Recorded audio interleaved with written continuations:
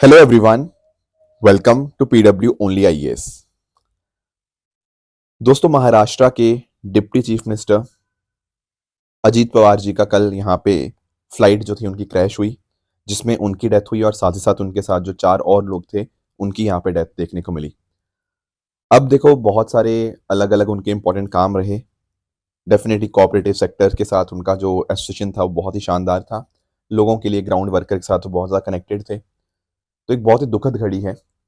हालांकि उनके जो अपना करियर था उसमें बहुत सारे उनके ऊपर एलिगेशंस भी लगे करप्शन के। बट एक बात आपको नोटिस करनी पड़ेगी कि पिछले कई सालों की अगर हम बात करें ना, तो इस तरह से हमारे नेताओं का मारा जाना ये कोई नई बात नहीं है। अब मैं ये नहीं कह रहा कि इसमें कोई फाउल प्ले है, बट अगर हम बात करें पास्ट में एक बहुत लंबी हिस्ट्री रही है जहां पर इस तरह से वीआईपीज की हमें डेथ देखने को मिली। अब जैसे इस बार तो हम अजीत पवार जी की बात कर रहे हैं।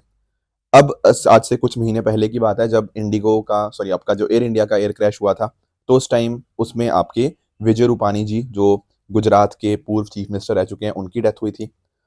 उसके पहले अगर आपको याद हो तो हमारे जो जनरल बिपिन रावत जी थे उनका भी हेलीकॉप्टर क्रैश हुआ था। सिमिलरली अगर हम बात करें अरुणाचल के चीफ मिनिस्टर दोरजी खांडू जी, उनका भी यहाँ पे हेलीकॉप्टर क्रैश हुआ था तो उनकी डेथ हुई थी। आंध्र प्रदेश के जो चीफ मिनिस्टर थे राजशेखर रेड्डी जी, उनकी डेथ हुई थी फ्लाइट क्रैश के अंदर ही। एंड सिमिलरली अगर हम बात करें, अगर आपको पहले का टाइम याद हो तो उस टाइम के ऊपर जो माधवराव सिंधिया जी थे उनकी भी यहाँ पे क्रैश के अंदर ही डेथ हुई थी। और ये पहले भी, इसके पीछे भी हिस्ट्री आपको देखने को मिलती है। अब काफी बार लोगों का पता क्या कहना होता है कि कई बार ना विजिबिलिटी बहुत कम होती है। जैसे कल का भी लोग यही बता रहे हैं कि विजिबिलिटी काफी कम थी, पर कई बार वीआईपी की तरफ से एक प्रेशर होता है कि नहीं नहीं आप लैंड करो, वहां पर मुझे जाके रैली अटेंड करनी है या फिर मुझे कुछ इंपॉर्टेंट काम करना है। तो कई बार जो पायलट होता है ना, वो इस चक्कर में क्या करता है कि कम विजिबिलिटी होने के बावजूद भी लैंड कर लेता है या फिर उसको टेक ऑफ ले लेता है, क्योंकि किसी पॉलिटिशियन को कहीं जगह टाइम पे पहुंचना होता है। और ये एक बहुत बड़ा कारण बन जाता है कि खराब विजिबिलिटी के अंदर भी हम अपनी फ्लाइट को चला रहे हैं, एंड दैट इज वाई उस केस में ऐसे कुछ हादसे हमें देखने को मिल जाते हैं।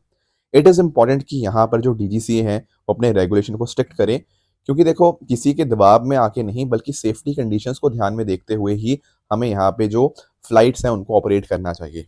ये बात अपने आप में बहुत ज़्यादा इंपॉर्टेंट बन जाती है। बाकी आप लोगों का क्या कहना है इसके बारे में आप मुझे ज़रूर कमेंट्स में बता सकते हो। दोस्तों, डेट है आज की 29 जनवरी 2026 एंड आप सभी का स्वागत है आज के प्रीलिम बूस्टर न्यूज़ डिस्कशन में। स्टार्ट करने से पहले मैं आप सबको बता दूं कि हमारे रिपब्लिक डे के जो ऑफर्स थे उनको एक्सटेंड किया गया है टिल 31 जैन। तो आप यहाँ पे इन ऑफर्स का यूज़ कर सकते हो। अगर आप 2028 की तैयारी कर रहे हैं तो प्रारंभ बैच 2028 में आप पार्टिसिपेट कर सकते हैं, एंड इसमें प्रीलिम्स मेंस इंटरव्यू हर एक कॉम्पोनेंट यहाँ पे कवर्ड रहता है। सिमिलरली अगर हम बात करें 2027 बैच स्टूडेंट्स के लिए संकल्प बैच आपको देखने को मिलेगा, और जो इस साल ही एग्जाम दे रहे हैं उनके लिए हमारा सृजन प्रीलिम क्रैश को 2026 देखने को मिल जाएगा। इसी तरह से अगर हम बात करें जो बच्चे सी सेट में कुछ परेशानी फेस कर रहे हैं तो उनके लिए सी सेट बैच अलग से भी यहाँ पे अवेलेबल है। इन सभी कोर्सेज के जो लिंक हैं नीचे डिस्क्रिप्शन में दिए हुए हैं, वहां पर जाकर आप खुद को एनरोल कर सकते हैं। चलिए स्टार्ट करते हैं। पहला जो टॉपिक आज हमें डिस्कस करना है वो बैक्ट्रियन कैमल के बारे में है। देखो, बैक्ट्रियन कैमल पिछले कई दिनों से न्यूज़ में है बिकॉज बैक्ट्रियन कैमल पहली बार रिपब्लिक डे परेड का यहाँ पे हिस्सा बने हैं।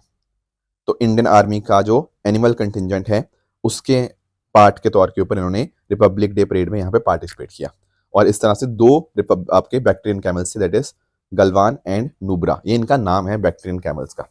तो हमें थोड़ा सा बैक्ट्रियन कैमल के बारे में समझना है, और इनके बारे में जितना फैक्ट आगे दिया हुआ है ना, बहुत ही ज़्यादा इंटरेस्टिंग आपको देखने को मिलेगा। एक एक करके सारे फैक्ट समझने की कोशिश करते हैं। पहली बात तो आप यहाँ पे अंडरस्टैंड करना, यहाँ पर इनका डबल हम्प होता है, 2 हम्प्स आपको यहाँ पे देखने को मिलेंगे। अब ये जो हम्प है ना, ये इनको बहुत ही ठंडे और साथ ही साथ एरिड डेजर्ट कंडीशंस के अंदर दोनों में सर्वाइव करवा सकता है। मतलब अगर मान लो बहुत ठंड है या फिर कहीं ऐसी जगह जहां पानी की बहुत भरी समस्या है, वहां पर ये बहुत आराम से सर्वाइव कर सकते हैं। अब दिमाग में आएगा कि सर क्या इसमें ये पानी स्टोर करते हैं? आंसर इज नो, इसमें ये पानी नहीं स्टोर करते बल्कि ये फैट स्टोर करते हैं। अगर मान लो कुछ ऐसा हो गया, बहुत लंबे समय तक इनको कुछ खाने के लिए नहीं मिला, तो यहां पर जिन्होंने फैट स्टोर किया हुआ है ना, इस फैट का इस्तेमाल कर लिया जाएगा एनर्जी जनरेट करने के लिए। ये फायदा होता है यहाँ पे डुअल हम्प का। ठीक है। प्लस आप यहाँ पे इनकी फर देख रहे हो, यहाँ पे ये जो फर है ना, ये इनको मदद करती है बहुत ठंडे टेम्परेचर में सरवाइव करने के लिए। अच्छा सर, जब गर्मी आ गई, फिर जब गर्मी आ जाती है तो ये फर इनकी चली जाती है, ये नेचुरली शेड हो जाती है। बहुत ही खास बात है इनके बारे में। इसके साथ से अगर हम बात करें, ये स्पीशीज को आज से 5,000-6,000 साल पहले डोमेस्टिकेट किया जाता था सेंट्रल एशिया के अंदर, खासकर आपका उज्बेकिस्तान, वेस्टर्न कजाकिस्तान वाला जो रीजन है। और इसका जो नाम आया ना बैक्टीरियन कैमल, वो बैक्टीरिया से ही आया है। और बैक्टीरिया आप जानते हो, बैक्टीरियन सिविलाइजेशन, वहीं से इसका नाम आया है। आपको बैक्टीरियन कैमल दो प्रकार के देखने को मिलते हैं। एक है डोमेस्टिकेटेड बैक्टीरियन कैमल, एक है आपके वाइल्ड बैक्टीरियन कैमल। ये जो डोमेस्टिकेटेड वाले हैं ना, ये तो दुनिया में काफी सारी जगह के ऊपर है, जैसे for example southern Ukraine, middle east, Mongolia, कई देशों में है। पर अगर हम बात करें वाइल्ड बैक्टीरियन कैमल की ना, तो ये सिर्फ और सिर्फ चाइना और मंगोलिया के ही कुछ एरियाज में ही देखने को मिलेंगे। ये अपने आप में बहुत ही रेयर है, तो वाइल्ड वाले बहुत ही रेयर आपको देखने को मिल जाएंगे। भारत में कहाँ देखने को मिलते हैं? भारत में केवल आपके लद्दाख में जो नुब्रा वैली है, सिर्फ वहीं पर आपको बैक्टीरियन कैमल देखने को मिलते हैं। इनका जो फर की कोटिंग थी वो काफ़ी वैल्यूएबल है, टेक्सटाइल और फाइबर इंडस्ट्री में उसका इस्तेमाल होता है। बाकी साथ ही अगर आप नोटिस करो तो ये 35 गैलन पानी एक ही सिंगल बार में पी सकते हैं। और अगर मान लो पानी खारा हो, उसको भी पी सकते हैं। नॉर्मली बाकी मैमल जैसा नहीं कर सकते, पर ये एक ही बार में बहुत सारा पानी पी लेते हैं, और वो खारा पानी हो तो भी चलेगा, कोई इनमें कोई परेशानी नहीं होती। बाकी इनको यहाँ पे बहुत ज़्यादा पसीना नहीं आता, और इसीलिए ये पानी बहुत ही कम लूज करते हैं, ठीक है ना। एंड इसके अलावा अगर हम बात करें तो ज़्यादातर तो ये देखो आपके हर्बीवोरस ही हैं, यानी कि आपके मोस्टली आपके ट्रीज वगैरह को, आपके फ्रूट्स वगैरह को खाते हैं। पर ध्यान रखिएगा, ये अपॉर्चुनिस्टिक फीडर्स हैं। कई बार ये और चीज़ें भी कंज्यूम कर लेते हैं अगर मान लो इनको कुछ ज़रूरत पड़े। जैसे फॉर एग्जाम्पल, अगर मान लो कई बार खाना नहीं मिल रहा, तो उस केस में नॉन प्लांट मटीरियल जैसे आपका रस्सी, आपका कपड़ा, या फिर एनिमल कार्कस, इसको भी यहाँ पे खा लेते हैं। तो ध्यान रखना, these are called as opportunistic feeders, कि नॉर्मली देखो हम वेजिटेरियन है, पर कभी कभार कभी अपॉर्चुनिटी मिले तो हम वो भी खा लेते हैं, ठीक है, जैसे आपको अंडरस्टैंडिंग हो। इसके साथ साथ आप ध्यान रखिएगा कि यहाँ पर इनकी सेंसरी प्रोटेक्शन होती है। कैसे? क्योंकि जो इनके जो नाक होते हैं ना, नॉस्ट्रल्स, वो सील हो जाते हैं। आई लैशेज इनकी लंबी होती है, तो कल को कभी यहाँ पे डेजर्ट के अंदर कोई डस्ट या स्टैंड स्टॉर्म चल रहा है तो इनके अगेंस्ट प्रोटेक्शन है। ऐसा नहीं कि नाक के अंदर आपकी विंड घुस गई या फिर आपके सैंड घुस गया, नो, आई लैशेज लंबी है तो वो मदद करती है इनको यहाँ पे उसके जैसा भी आपका वेदर हो उसको साथ डील करने के लिए। बाकी इनके जो पाँव होते हैं काफ़ी ब्रॉड होते हैं, तो उस वजह से वो सैंड में नीचे नहीं सिंक होते। And eight the same time ये एक मूवमेंट पैटर्न जो इनकी होती है वो पेसिंग तरह से होती है, एंड इनकी स्पीड हो सकती है वो 65 किलोमीटर पर आवर तक इसकी स्पीड हो सकती है। भारत में इनका रोल बहुत इंपॉर्टेंट रहा है, जैसे खासकर अगर हम बात करें सिल्क रोड ट्रेड के कॉन्टेक्स्ट में। अब आप लोग सिल्क रोड के बारे में जानते होंगे। आज से लगभग 4,000 मतलब आज से लगभग आप सेकेंड सेंचुरी बीसी के आसपास अगर आप जाओगे ना, तो वहां से लेकर 15वीं सेंचुरी तक यहाँ पर ये ट्रेड रूट एक्टिव था सिल्क रोड का, ठीक है। 4,000 माइल लंबा ये आपका अपने आप में रोड देखने को मिलता है। एंड इसमें माध्यम से आपका रोमन एम्पायर के साथ, यूरेशिया के साथ, चाइना, ये आपस में यहाँ पे कनेक्टेड थे। तो बहुत सारी चीज़ें आपके सिल्क, स्पाइसेस, टी, ये सब यहाँ पे ट्रेड होता था। बाई कल्चर भी यहाँ पे एक्सचेंज होता था। तो उस टाइम के ऊपर बैक्टीरियन कैमल्स का बहुत ज़्यादा इस्तेमाल होता था इन सब चीज़ों को ट्रेड करने के लिए। बाकी कहीं ना कहीं कल्चरल एक्सचेंज भी बहुत इंपॉर्टेंट है इनके माध्यम से, एंड लद्दाख के अंदर इनका ट्रेड एंड कनेक्टिविटी के अंदर बहुत ज़्यादा इंपॉर्टेंट रोल रहा है पास्ट के अंदर।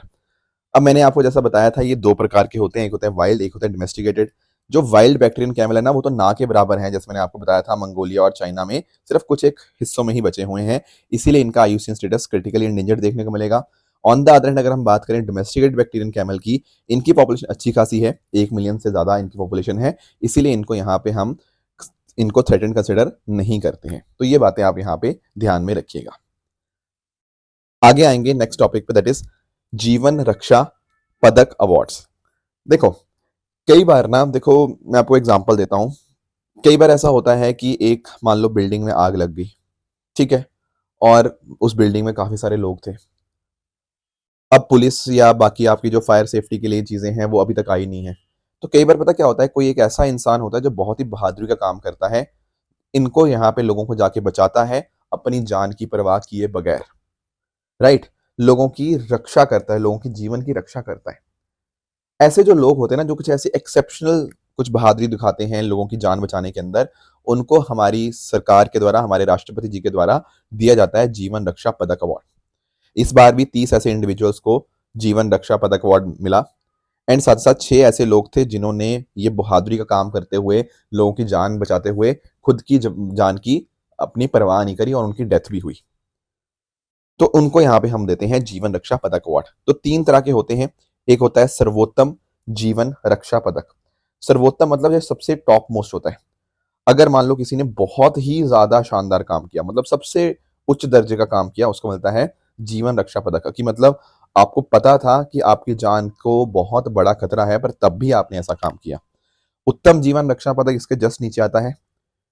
और आपका एक होता है जीवन रक्षा पदक। यहाँ पर आपकी मतलब कुछ आपको बॉडीली इंजरी होती है, डेथ नहीं हुई किसी की, पर एक बॉडीली इंजरी हुई, उस केस में ऐसा होता है।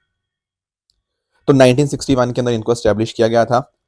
अशोक चक्कर सीरीज जो गैलेंट्री अवार्ड्स के लिए होता है, उसी का ऑफ शूट एक तरह से माना गया। तो मिनिस्ट्री ऑफ होम अफेयर्स यहाँ पर रिकमेंडेशंस को एग्जामिन करता है, फिर अकॉर्डिंगली फिर डिसाइड होता है। तो फाइनली जो अवार्ड्स हैं वो प्रेसिडेंट ऑफ इंडिया जी के द्वारा यहाँ पे दिए जाते हैं। ये किसी भी पर्सन हो सकता है, किसी की डेथ हुई उसको भी दिया जा सकता है। मेडल और सनद यहाँ पे दिया जाता है। और ये टाइटल आप अपने नाम के आगे नहीं इस्तेमाल कर सकते, ये बात आप ध्यान में रखेंगे। जो उसको सबसे टॉप मोस्ट है सर्वोत्तम जीवन रक्षा पदक, उनको 2 लाख रुपए, उत्तम जीवन रक्षण पदक को 1.5 लाख, एंड आपका जीवन रक्षा पदक को 1 लाख रुपए यहाँ पे इस तरह से दिया जाता है। तो इस बार भी 30 इंडिविजुअल्स को ऑनर किया गया, जिसमें 6 सर्वोत्तम, 6 उत्तम और 18 जीवन रक्षण पदक थे। एंड 6 लोगों को यहाँ पे डेथ के बाद उनको यहाँ पे दिया गया। तो ये कुछ बातें थी जीवन रक्षा पदक अवार्ड्स के बारे में जो हमें क्लियर होनी चाहिए। आगे आएंगे दोस्तों, नेक्स्ट टॉपिक है हमारा लाकुंडी। देखो इसको बहुत ध्यान से सुनना, ठीक है, क्योंकि बहुत सारी ऐसी बातें हैं जो यहाँ पर आपके बहुत इंपॉर्टेंट हो सकती हैं एग्जाम पर्सपेक्टिव से। थोड़ा टॉपिक ये लंबा है, बट अगर आप थोड़ा ध्यान से देखोगे ना तो कई सारे फैक्ट्स हैं इसके अंदर, एंड वो आपको मदद करेंगे आपके एग्जाम के अंदर। हुआ क्या अभी, कर्नाटका के गडाग डिस्ट्रिक्ट में एक शहर है गडाग के नाम से। उस गडाग से 12 किलोमीटर दूर एक गांव पड़ता है लाकुंडी। ये लाकुंडी में कुछ आर्कियोलॉजिकल एक्सकवेशन हुई और ऐसा पाया गया कि यहाँ पर ना नियोलिथिक टाइम के अवशेष पाए गए। नियोलिथिक टूल्स वगैरह हमें यहाँ पे मिले हैं। अब ये इस पर्टिकुलर साइट के लिए बहुत ज्यादा इंपॉर्टेंट बन जाता है। देखो पहले भी इस पर्टिकुलर जगह, ये जो लाकुंडी जगह है ना, यहाँ पर बहुत कुछ शानदार चीजें मिली हैं ऑलरेडी। तो कई बार इसने पहले भी कोशिश करी कि इसको यूनेस्को वर्ल्ड हेरिटेज साइट का दर्जा दिया जाए, पर अब वापस से यहाँ पे एक्सकवेशन में बहुत सारी नई नई चीजें मिली हैं। तो अब ये दोबारा से कोशिश करेंगे कि इनको यूनेस्को वर्ल्ड हेरिटेज साइट का दर्जा मिले। तो वो तो चलो यूनेस्को वाली बात तो अलग है, वो मिलेगा तब देखेंगे। अभी हमें यहाँ पे लाकुंडी की इंपॉर्टेंस के बारे में समझना है। देखो अगर हम बात करते हैं ना, तो इसको लाकुंडी या लोकी कुंडी के नाम से भी जाना जाता है। और अगर हम बात करें 11वीं या 12वीं सदी की इंस्क्रिप्शन में, तो उनमें भी ये नाम मेंशन आपको देखने को मिलता है। और वहां इसका कंपैरिजन हुआ अमरावती के साथ, अमरावती जो इंद्र की कैपिटल थी। और इसीलिए कंपैरिजन हुआ क्योंकि जो यहाँ पे आपकी प्रॉस्पेरिटी थी, जो एक तरह से सुख समृद्धि यहाँ पे थी, वो यहाँ पे इतनी ज्यादा थी, इसी वजह से इसका नाम यहाँ पे मेंशन है। अब यहाँ पर चालुक्यास, यादव्स, होयसालास, इन सब ने रूल किया। और यहाँ पर ये जो लोकुंडी थी, ये कैपिटल थी होयसाला किंग इराडिन बलाला, या इनको वीर बलाला के नाम से भी जाना जाता है। 1192 एडी में इनकी यहाँ पे कैपिटल लाकुंडी ही थी। और एक बात आप ध्यान में रखिएगा कि एक हम बात करते हैं टांकाशल, बेसिकली एक ऐसी जगह जहां पर आपके क्वाइंस बनाए जाते हैं। ऐसा बताया जाता है कि हमारी हिस्ट्री के अंदर वन ऑफ द बिगेस्ट जो मिंट्स हमें देखने को मिलती है जहां पर क्वाइंस प्रोड्यूस करी जाती थी, वो दरअसल में आपका लाकुंडी के अंदर ही थी। तो कल को अगर आपसे पूछे ना कि लाकुंडी क्यों फेमस था, तो one of the biggest reason was it was an economic centre. यहाँ पर क्वाइंस की मिंटिंग की जाती थी। वेरी वेरी इंपॉर्टेंट पॉइंट, यहाँ से डायरेक्ट क्वेश्चन भी बन सकता है। आगे आएंगे और भी इसकी इंपॉर्टेंस बहुत ज्यादा है। लाकुंडी को क्वीन अतिम्बा इनकी कर्म भूमि माना जाता है। ये कौन थी क्वीन? ये दरअसल में एक जैन फिलॉन्थ्रोपिस्ट थी। इन्होंने बहुत सारे टेम्पल्स बनाए। जैन बसादीस, बसादीस क्या होती हैं? ये टेम्पल्स ही होते हैं, जैन टेम्पल्स। कर्नाटका के अंदर ना आपके बसादीस का मतलब जैन टेम्पल्स ही होता है। यहाँ पर लोग वर्शिप करते हैं, बहुत सारी चीजें नई नई सीखते हैं, ठीक है। जैसे आप लोगों ने श्रवण बेलगोला के बारे में सुना होगा अपने हिस्ट्री बुक्स के अंदर, तो वो भी एक जैन बसादी ही है। बहुत सारी वेल्स इनके द्वारा बनाई गई। एंड इनफैक्ट इनका रोल इतना इतना ज़्यादा इंपॉर्टेंट था इन क्वीन का कि आज के टाइम के ऊपर जो कर्नाटका की सरकार है ना, वो दाना चिंतामणि अतिम्बे प्रशस्ति ये अवार्ड देती है। जो महिला राइटर्स हैं कर्नाटका के अंदर, उनको लिए लिटरेरी ऑनर यहाँ पे वहां की सरकार यहाँ पे देती है। और लाकुंडी स्कूल जो आपका चालुक्यन टेम्पल आर्किटेक्चर का है, उसके लिए भी नोट किया जाता है। आप लोगों ने Chalukyan style of temple architecture पढ़ा होगा, उसी का ही थोड़ा सा एडवांस फॉर्म है Lakkundi school. Plus at the same time ये जो गांव है इसको village of 100 wells and temples के नाम से भी जाना जाता है, क्योंकि यहाँ पर वाटर मैनेजमेंट बहुत शानदार है, टेम्पल कल्चर बड़ा शानदार है, वेल्स में इंट्रिकेट कार्विंग्स आपको देखने को मिलती हैं। प्लस जो आपका सर्वाइविंग माउंटेन्स है यहाँ पर आपको काशी विश्वेश्वरा, मल्लिकार्जुन, विरूपक्ष, मणिकेश्वर, ये सारे आपको यहाँ पे सर्वाइविंग माउंटेन्स मॉन्यूमेंट्स देखने को मिल जाएंगे। और जैसे मैंने आपको बताया टेम्पल आर्किटेक्चर कौन सा है, कल्याण चालुक्या आर्किटेक्चरल स्टाइल। एंड काफी सारे जो घर या टेम्पल्स हैं वो यहाँ पे बरिड हैं, हमें देखने को मिलते हैं। और अभी जो डिस्कवरी हुई है वहां पर आपको ग्रे क्ले पॉट, ठीक है, एक टूटा हुआ क्ले प्लॉट आपको देखने को मिलेगा जो कि न्यू स्टोन एज या न्यूलिथिक पीरियड को यहाँ पे बिलोंग करता है। बाकी यहाँ पर स्टोन एक्स जो आपकी स्टोन की कुल्हाड़ी होती है वो भी यहाँ पे मिली है। एक कुर्सी टाइप की चीज भी मिली है यहाँ पे स्टोन पेडेस्टल। बाकी अगर हम बात करें कौरी शेल्स, ये देखो बड़ा इंटरेस्टिंग है ये भी। जब हम बात करते हैं ना कौरी शेल्स की, तो एक्चुअली आपने शेल्स देखी होंगी छोटी छोटी, राइट। ये जो शेल्स होती है ना, इनका इस्तेमाल किया जाता है ट्रेड के अंदर, वस्तुएं ट्रेड करते समय। एक्चुअली आप लोगों ने इकोनॉमी पढ़ी होगी, इकोनॉमी ना आप लोगों ने कमोडिटी मनी का तौर पे सुना होगा कि कई बार ना हम कमोडिटी को मनी के तौर के ऊपर इस्तेमाल कर लिया करते थे। जैसे कई बार आप सुनते होंगे कॉफी बीन्स को हमने पैसे के तौर पे इस्तेमाल कर लिया, या आपने एप्पल्स को आपने कमोडिटी मनी के तौर के ऊपर इस्तेमाल कर लिया। एक टाइम ऐसा था जब काउरी शेल्स जो हुआ करते थे उनको भी हम यहाँ पे मनी के तौर पे इस्तेमाल करते थे। तो यहाँ पर वो भी काउरी शेल्स जो है वो भी पाए गए हैं।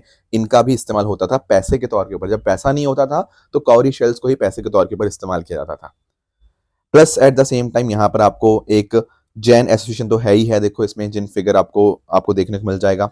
एंड इस तरह से आप नोटिस कर पाओगे कि यहाँ पर लोगों के द्वारा जैन एंड आपका जो शैविज्म है रिलीजियस एक्टिविटी, वो भी आपको यहाँ पे देखने को मिलती है। तो बहुत ज्यादा इंपॉर्टेंट ये लोकेशन बन जाती है अपने कल्चर के पर्सपेक्टिव से। ये सारी बातें आपको यहाँ पे आई होप क्लियर हुई होंगी। आगे आएंगे दोस्तों, नेक्स्ट टॉपिक हमारा है खेलो इंडिया विंटर गेम्स के बारे में। देखो आप लोगों ने खेलो गेम्स के बारे में आपने सुना होगा, खेलो इंडिया के बारे में। खेलो इंडिया स्कीम के जो है ना, वो दरअसल में सेंट्रल सेक्टर स्कीम है ministry of youth fair and sports की। और उसी के अंतर्गत अलग अलग प्रकार के नेशनल लेवल कंपटीशन होते हैं, जैसे खेलो इंडिया यूथ गेम, खेलो इंडिया यूनिवर्सिटी गेम्स, खेलो India winter games, para games, beach games, ये सारी अलग अलग होती हैं। और इन गेम्स को ऑर्गेनाइज करता है स्पोर्ट्स अथॉरिटी ऑफ इंडिया। तो इस बार भी खेलो इंडिया विंटर गेम्स हुई। ये हुई आपके लेह लद्दाख एंड आपके गुलमर्ग जम्मू कश्मीर के अंदर। ये छठा एडिशन था। ये दो जगह क्यों हुआ? क्योंकि इनका एक चैप्टर है पहला आइस स्पोर्ट जो कि हुआ लेह के अंदर, जहां पर आइस हॉकी, आइस स्केटिंग ये सब था। और सेकंड चैप्टर हुआ स्नो स्पोर्ट्स जो कि गुलमर्ग के अंदर हुआ, जहां पर आपका ski mountaineering, alpine skiing, snow boarding, Nordic skiing, ये सारी अलग अलग चीजें हुई। और इस बार ना जो फिगर स्केटिंग है ये पहली बार इंट्रोड्यूस किया गया खेलो इंडिया विंटर गेम्स के अंदर। और अगर हम बात करते हैं ना ये फिगर स्केटिंग की, ये आपके ओलंपिक्स में इंट्रोड्यूस की जाने वाली पहली विंटर स्पोर्ट थी। आज से मतलब 1908 लंदन जब ओलंपिक्स हुए थे ना, तब पहली बार कोई विंटर स्पोर्ट्स जो इंक्लूड हुई थी ना, वो दरअसल में आपकी फिगर स्केटिंग ही थी। एंड हमने अब इस बार खेलो इंडिया विंटर गेम्स में इसको भी यहाँ पे इंट्रोड्यूस कर दिया है। ठीक है, तो नेशनल लेवल इस तरह से स्पोर्ट होते हैं ताकि भारत एक तरह से कोल्ड क्लाइमेट रीजन वाले चीज़ों के अंदर भी, उन स्पोर्ट्स के अंदर भी हम अच्छा कर पाएं। इन पर्टिकुलर हिमालयन और कोल्ड क्लाइमेट रीजन्स में भी ये स्पोर्ट्स कल्चर एक तरह से डेवलप हो, यही पर्टिकुलर पर्सपेक्टिव रहता है खेलो इंडिया विंटर गेम्स का। नेक्स्ट आएंगे अगले टॉपिक पे, that is Karnataka gig workers welfare board. अब देखो हो सकता है टॉपिक प्रीलिम्स में ना आए, पर ये आपको मेंस के अंदर आपको अच्छा आंसर लिखने में जरूर हेल्प करेगा। देखो कर्नाटका ना, अब आप लोग जानते होंगे, देखो कर्नाटका में भी और वैसे तो सारी सिटीज में ही आपके जोमेटो, आपका ओला, उबर, स्विगी, इन सब का बहुत बहुत ज्यादा बड़े स्तर के ऊपर इस्तेमाल होता है। कर्नाटका में लोग काफी टेंशन में भी रहते हैं कि यार मतलब गिग वर्कर्स की हमारे पास तो कुछ जॉब सिक्योरिटी ही नहीं है, हमारा कोई सोशल सिक्योरिटी का ध्यान ही नहीं रखता। पर कर्नाटका ने ना देखो काफी सारा काम किया है गिग वर्कर्स की प्रोटेक्शन के लिए। कर्नाटका का एक एक्ट है Karnataka platform based gig worker act. उसी पर्टिकुलर एक्ट के अंतर्गत एक बोर्ड को इन्होंने यहाँ पे बनाया है और इस बोर्ड में इन्होंने बहुत ही शानदार काम क्या किया है कि एक तो सरकारी ऑफिशियल्स तो हैं ही हैं, बाकी जो गिग वर्कर्स होंगे, जो जोमेटो के जो वर्कर्स हैं या आपके ओला उबर के वर्कर्स हैं, उनके रिप्रेजेंटेटिव रहेंगे। Plus at the same time जो कंपनीज हैं, एग्रीगेटर हैं, प्लेटफॉर्म्स हैं, उनके रिप्रेजेंटेटिव रहेंगे और सिविल सोसाइटी के लोग भी रहेंगे, ताकि सबका यहाँ पे एक इंटरेस्ट यहाँ पे सामने रखा जा पाए। और वहां के जो लेबर मिनिस्टर है ना स्टेट के, वो यहाँ पे इसके एक्स ऑफिशियो चेयरपर्सन होंगे। अब देखो, कोई भी आपका गिग वर्कर होगा वो यहाँ पर इस पर्टिकुलर पोर्टल के ऊपर यहाँ पे रजिस्टर कर लेगा, तो बोर्ड उनका सारा ओवरसी करेगा कि लोगों ने रजिस्टर किया या नहीं किया। फिर उसके बेसिस के ऊपर अलग अलग तरह की सोशल सिक्योरिटी स्कीम्स वो उनके लिए यहाँ पे रिकमेंड करने का काम इस बोर्ड का होगा। फिर कई बार कुछ शिकायतें आती हैं, कुछ निपटारा करना होता है गिग वर्कर्स यूनियंस का, एसोसिएशंस का, उनके साथ एंगेज करना इस बोर्ड की जिम्मेदारी होगी। प्लस इनका द्वारा एक फंड भी बनाया गया है। उस फंड में पैसा कहाँ से आएगा? आपके जो एग्रीगेटर है, प्लेटफॉर्म कंपनीज है, उनको वेलफेयर फी कंट्रीब्यूट करनी पड़ेगी। मतलब ये जो कंपनी है ना, जोमेटो, ओला, उबर या स्विगी, इन सबको इस फंड में पैसा डालना पड़ेगा। और फंड का इस्तेमाल कहाँ होगा? ये गिग वर्कर्स की सुरक्षा के अंदर, उनके लिए सिचुएशन बेहतर बनाने के अंदर। बाकी अगर आम लोग चाहें तो डोनेशन या सेंट्रल गवर्नमेंट या स्टेट गवर्नमेंट वो सब भी पैसा दे सकती हैं, पर इनको तो पैसा देना ही पड़ेगा जो आपके एग्रीगेटर्स हैं। तो इसका इस्तेमाल होगा gig worker social security and welfare fund का, एंड उससे वेलफेयर स्कीम यहाँ पे चलेंगी। तो एक्चुअल में ना इस तरह के बोर्ड्स हमें हर स्टेट में होने की जरूरत है, ताकि इंश्योर ये किया जाए कि यार देखो, गिग वर्कर के साथ कभी ना इंसाफी ना हो। क्योंकि आप लोग जानते हैं कि गिग वर्कर्स पूरा सुबह से लेकर रात तक काम करते हैं और पैसे मिलते हैं बहुत ही थोड़े। कंपनीज बिल्कुल केयर नहीं करती उनके लिए, है ना। अभी बहुत सारे हमारे मेंबर ऑफ पार्लियामेंट भी हैं एक राज्यसभा के अंदर, राघव चड्ढा जी, उन्होंने भी काफी सारी वीडियोस बनाई इनकी सिचुएशन को दिखाते हुए। तो हालत काफी खराब है और इसीलिए इस तरह के स्टेप सामने आना एक अच्छी बात है। ठीक है, और राजस्थान ने भी पास में काम किया था, कर्नाटका भी काम कर रहा है। बाकी स्टेट्स को भी चाहिए कि गिग वर्कर्स की प्रोटेक्शन इस तरह से रखी जाए। एंड यूपीएससी ने भी मल्टीपल टाइम्स गिग वर्कर्स से क्वेश्चन पूछे हैं, तो वहां पर भी आप जो अच्छी बेस्ट प्रैक्टिस हैं उनका आप मेंशन कर सकते हो। अब रही बात दोस्तों क्वेश्चन आंसर की, यहाँ आपके सामने पहला क्वेश्चन है कोरल रीफ के रिगार्डिंग। पढ़िएगा, बताइएगा क्या आंसर होगा इसका। दूसरा क्वेश्चन है आपका यहाँ पे इंडियन ओशन डायपोल के रिगार्डिंग। ठीक है, कल मैंने आपको दो क्वेश्चंस का होमवर्क दिया था। एक क्वेश्चन था वेस्टर्लीज के रिगार्डिंग। देखो, इसका ना मैं आपको एक लॉजिक समझाता हूं। ये क्वेश्चन है बड़ा इजी, पर जब हम कई बार ना एग्जाम में होते हैं तो हमारी ना हैबिट होती है फटाफट फटाफट सीधा स्टेटमेंट्स को पढ़ने की। अब अगर ना देखो, आप बहुत सारे क्वेश्चंस कर चुके हो ऑलरेडी एग्जाम में। अब जैसे आप इसको पढ़ना स्टार्ट करोगे, इसमें लिखा आएगा the winds which blow between 30 degree north and 60 degree north. आप इसको पढ़ते टाइम इसको 60 डिग्री नॉर्थ ही पढ़ लोगे, और जब आप इसको पढ़ोगे आप बोलोगे हाँ हाँ ये तो मुझे पता है। आपने ध्यान से पढ़ा ही नहीं है, 60 डिग्री साउथ की बात कर रहे हैं। समझ पा रहे हो? तो थोड़ा सा केयरफुली इस तरह की स्टेटमेंट्स को आप पढ़ना स्टार्ट करो। एक्चुअली क्या होता है, वेस्टलीज क्या होती हैं सर? वो आपकी वेस्टलीज होती हैं जो 30 डिग्री नॉर्थ से लेकर 60 डिग्री नॉर्थ में होती हैं। या फिर अगर मैं साउथ की बात करूं, सदर्न हेमिस्फीयर की, तो 30 डिग्री साउथ से लेकर 60 डिग्री साउथ के। ये कह रहा है पूरा का पूरा, ये कह रहा है 30 डिग्री नॉर्थ से लेकर 60 डिग्री साउथ। अरे पूरा थोड़ी होता है भाई, 30 डिग्री से 60 डिग्री नॉर्थ और 30 डिग्री साउथ से 60 डिग्री साउथ, बस इतना को वेस्टर्लीज हम यहाँ पे बोलते हैं। तो कई बार ना पढ़ते टाइम हम इतना जल्दबाजी में होते हैं कि ऐसे मिस्टेक्स हम मिस कर जाते हैं। तो प्लीज ध्यान रखना, ये ध्यान से क्वेश्चंस पढ़ा करो, जल्दबाजी मत किया करो क्वेश्चंस। तो पहला स्टेटमेंट गलत हो जाएगा क्योंकि यहाँ साउथ लिखा था। सेकंड स्टेटमेंट की बात करो, कह रहा है भाई जो मॉइस्ट एयर मास है जो कि विंटर रेन कॉज करती है नॉर्थ वेस्टर्न रीजन के अंदर, वो वेस्टर्लीज का पास होती है। क्या ये बात सही है? हाँ जी भाई, बिल्कुल सही है। अभी थोड़े दिनों से बारिश हो रही है दिल्ली में। ये क्यों हो रही है बारिश दिल्ली में, बताओ? इसका कारण और कुछ नहीं है, ये वेस्टर्न डिस्टर्बेंसेस की वजह से ही है। ये जो वेस्टर्न डिस्टर्बेंसेस सर्दियों के अंदर हमारे यहाँ पे नॉर्थ इंडिया के अंदर, दिल्ली, पंजाब, हरियाणा के अंदर बारिश करवाते हैं ना, ये वेस्टर्न डिस्टर्बेंसेस को बोलते हैं, या विंटर डिस्टर्बेंस बोलते हो। ये मेडिटेरियन जो रीजन है वहां से मॉइस्चर कैरी करते हुए यहाँ पे आती हैं एंड नॉर्थ वेस्ट में बारिश कराती हैं। तो ये भी आपका वेस्टर्लीज का ही हिस्सा है। अब आप मुझे बताओ कि जो बारिश होती है इस टाइम में, जनवरी के टाइम के ऊपर, क्या ये हमारी फसलों के लिए अच्छी है या खराब है? इसका आप मुझे आंसर कमेंट में बताना। फिलहाल तो ये सेकंड स्टेटमेंट अपने आप में बिल्कुल ठीक है, इसलिए इसका आंसर बनेगा option B, two only is the right answer. एक और मैंने आपको होमवर्क दिया था एनुअल रेंज ऑफ टेम्परेचर के बारे में, कि भाई कॉन्टिनेंट के अंदर आपके रेंज ऑफ टेम्परेचर ज्यादा होती है। ये रेंज समझते हो आप? Do you understand this term range? Range होता है मिनिमम मैक्सिमम का डिफरेंस, कितना मैक्सिमम है कितना मिनिमम है, इनका अंतर जो होता है उसको बोलते हैं रेंज।